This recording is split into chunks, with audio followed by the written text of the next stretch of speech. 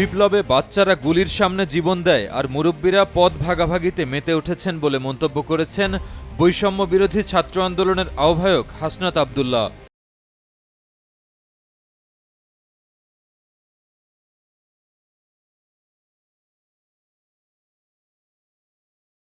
শনিবার সকালে রাজধানীর শিক্ষা ব্যবস্থাপনা একাডেমিতে শিক্ষা অধিকার সংসদ আয়োজিত এক আলোচনা সভায় তিনি একথা বলেন।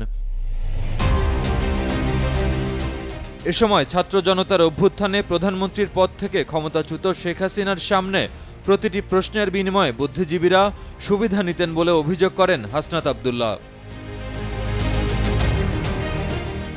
পাঠ্যপুস্তকে মুক্তিযুদ্ধ সহ জাতীয় অর্জনকে একজনের একক অবদান হিসেবে তুলে ধরার অপপ্রয়াস থেকে সরে আসার আহ্বান জানিয়ে হাসনাত বলেন, পাঠ্যপুস্তকে শেখ মুজিবুর রহমান ও তার পরিবারের অতিরঞ্জিত প্রশংসার ফলে তার প্রতি বিরক্তির উদ্রেক হয়েছে।